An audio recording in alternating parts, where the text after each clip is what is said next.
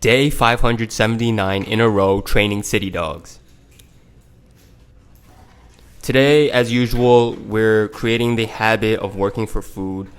So I'm luring the pit bull around, having her in the heel position beside me when I reward her with the food. And what I'm doing is I'm luring her with the smell of the food. She's using her eyes, and her ears are open, but most importantly, she's using her nose, and the smell of the food is what triggers this sort of routine, this habit that we've created where when she smells the food, she knows she has an opportunity to work for the food. And because we've practiced a lot, she knows when she remains in this specific position beside me, she'll get rewarded. I'm also introducing a platform now for the Samoyed, just like another level of difficulty, where I'm having the pit bull get rewarded in a position relative to the handler, whereas the Samoyed is in a position relative to the environment. So it's a platform for his own reference, but eventually we would want to remove the platform and to have him remain there as well. So this is just a start to having a dog remain in a stay, for example. And as you can see, we're constantly rewarding him for remaining there. Just because he's remaining there, sometimes we tend to assume that they're just supposed to remain there for a very long time, whereas we have to keep constantly rewarding them and extending the duration. When you're working on the heel position beside you, right? All you need to do, you don't need a lot of space. All you need to do is reward the dog when they're beside you, and then keep turning back and forth, and then bringing them into the heel position again. See, so I was facing away and now I'm facing towards the camera, right? All I'm doing is turning and then having her turn with me, and this is how you show them the heel position. Now I'm going to show you how I work on the down position. I have worked on it before with this pit bull, but we're still learning. And I'm using a food lure, but I'm also physically showing her. So I'm sort of like bringing her legs down so that she lays in the position. And once she lays down, I reward her immediately. So now she starts understanding that I'm looking for that down position. And the Samoyed is doing great to just staying on that platform. That's what we're looking for. And you want to make sure you always reward them for doing a good job. We get too caught up on focusing on, stopping them or like yelling at them for doing the wrong thing. But we don't, praise them enough when they're doing good, and constantly reward them when they're doing good.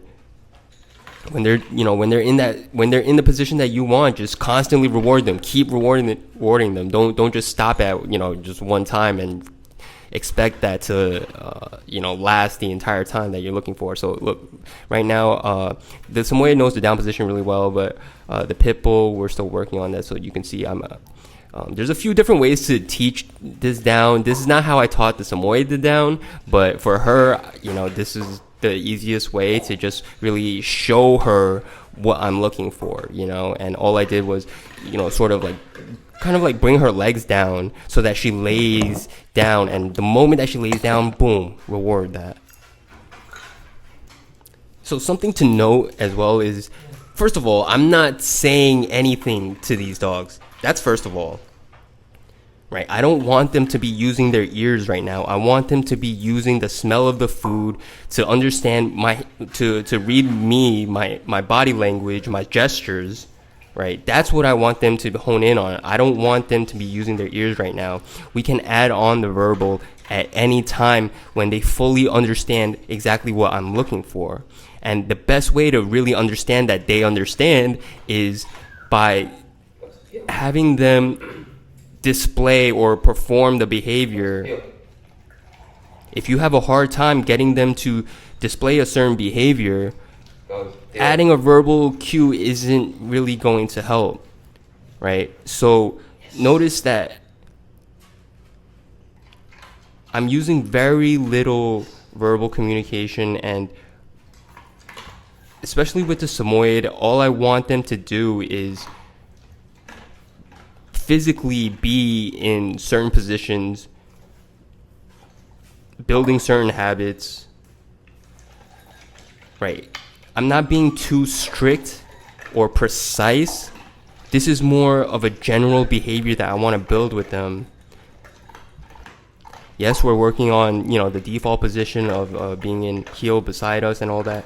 But on top of that, we're hand feeding 2 dogs at the same time. Right? This is really important because if we were to just put food down in bowls in front of both of these dogs, there could very well be a fight.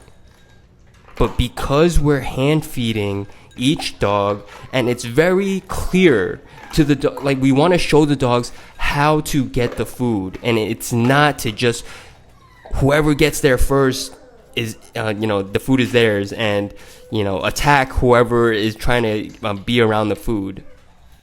By having dogs eat around each other, they understand how to coexist in a very healthy way. So this is just another benefit of hand feeding, aside from being able to lure the dog in certain positions and all that. Having the dogs eat right next to each other without having them, really interact or be in each other's space, because they're both focused on certain tasks, not necessarily, who's around the food and all that. They can also see, and through practice, they understand, when it's their turn, they're going to get food based on their behavior, right? They understand that, the human is taking turns, and they're both working at the same time in the same space. By creating these habits, this is how we can start adding more and more dogs. If we can't get this type of control, especially when food is involved, the smell of food, it's going to become extremely dangerous, right? Putting food down in a bowl, or even if it's separate bowls, and just placing it down on the ground, causes huge issues if you cannot control the space. And by hand feeding, we are literally controlling the space right now. We are controlling where the dogs are. We're able to move the dogs around, right? And so whoever controls the food is going to be the one in control. If the human is not in control of the food and you have a pack of dogs, if you put food down, you'll notice the strongest one is going to get to the food first. And depending on that dog's temperament, they're only going to allow dogs up to a certain distance from them. By hand feeding and controlling the food, we're able to show the dogs that neither of them are in control of the food, and they can coexist and both eat at the same time, or all eat at the same time. In the upcoming weeks, I'm going to show you how these puppies learn how to eat together, how to coexist together, how to coexist with other dogs, and the routines and habits that we're going to start creating.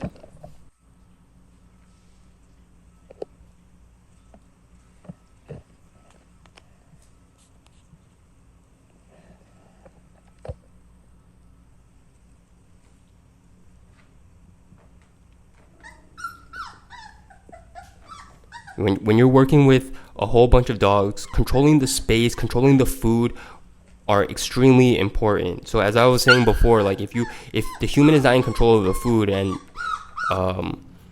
we just put the food down in a bowl, in the middle of a whole pack of dogs, the strongest one is going to get to the food first. And that's what causes fights, when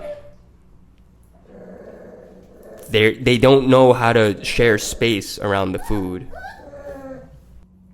But anyways, for now, just enjoy the puppies stretching their legs a little bit, getting some free time, getting some sniffs in.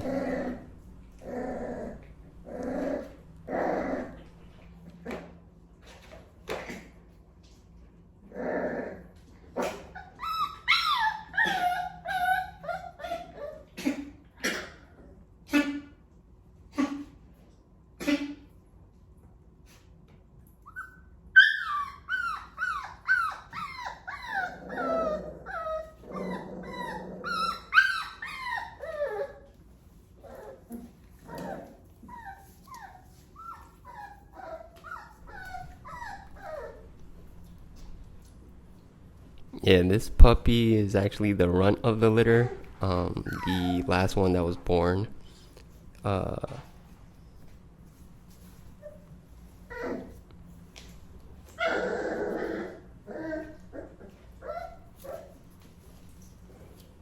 and this one is actually the first one that was born.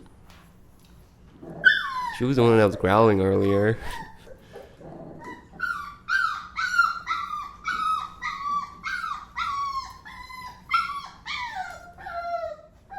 Notice, like, besides the growling, the occasional whining, the dogs are all using their nose. And see, I'm bringing this little puppy to the Samoyed to allow the Samoyed to use his nose to get acquainted.